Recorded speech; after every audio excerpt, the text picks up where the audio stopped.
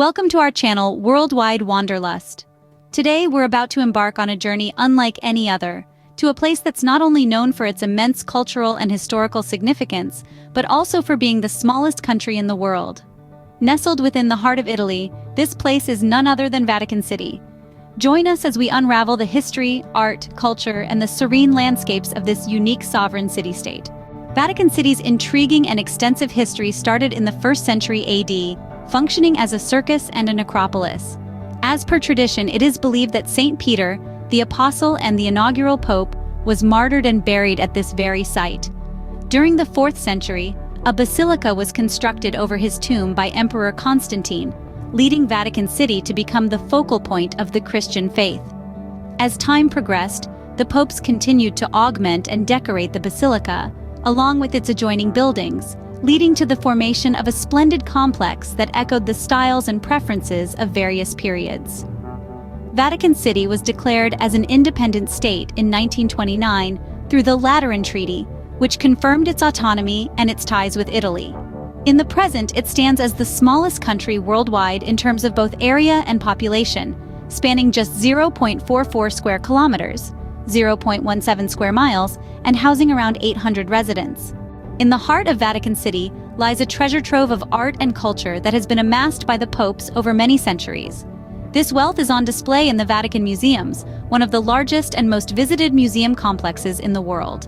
Each museum within the complex presents an incredible collection of art and artifacts from various civilizations and periods, spanning from ancient Egypt to contemporary art.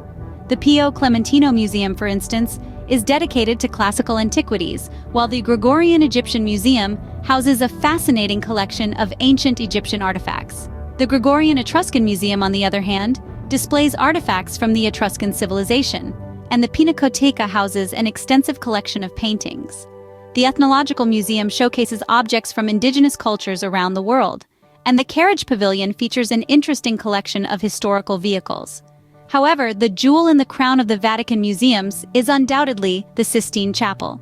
This sacred space is adorned with breathtaking frescoes by some of the greatest masters of the Renaissance, including Michelangelo, Botticelli, and Perugino. The Sistine Chapel is not only a place of extraordinary beauty and significance for art history, but also a place of great spiritual and political importance, as it is here that the cardinals gather to elect a new pope.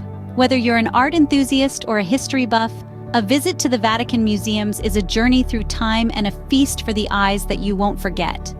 In the midst of the bustling city, away from the grandeur of St. Peter's Basilica and the cultural wealth of the Vatican Museums, lies a hidden gem often overlooked by tourists: the Vatican Gardens.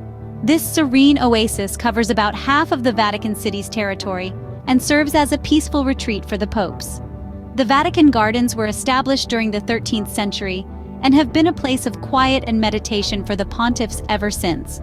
They are a harmonious blend of nature and art, with a variety of plants, flowers, and trees from all over the world, interspersed with fountains, sculptures, and small architectural gems. One of the most notable attractions in the gardens is the Lourdes Grotto, a replica of the grotto in Lourdes, France, where the Virgin Mary is said to have appeared. It is a place of prayer and reflection, particularly for the popes. Another interesting feature is the Radio Vatican building. Founded by Guglielmo Marconi, the inventor of the radio, Radio Vatican has been broadcasting papal messages to the world since 1931. Lastly, don't miss the Fontana dell'Aquilone, or the Fountain of the Eagle. This stunning fountain was built in the 17th century and is dominated by a large eagle, a symbol of the papacy that seems to soar above the water. These gardens can only be visited by guided tours, which can be booked online or at the Vatican Museums. A visit to the Vatican Gardens offers a unique perspective on the Vatican City, a chance to escape the crowds, and an opportunity to enjoy the beauty and tranquility of this heavenly oasis. As we immerse ourselves in the tranquility of the Vatican Gardens, let's not forget that Vatican City is not just a treasure trove of art and history. It is also a living, breathing entity with its own vibrant culture and traditions.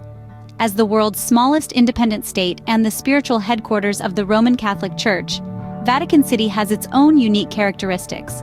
For starters, the official languages here are Latin and Italian. Latin, the language of the Roman Empire, is used in official documents, while Italian is commonly spoken by the inhabitants. This city-state also has its own currency, the Vatican euro, which is used alongside the standard euro. And it's not just the currency that's unique.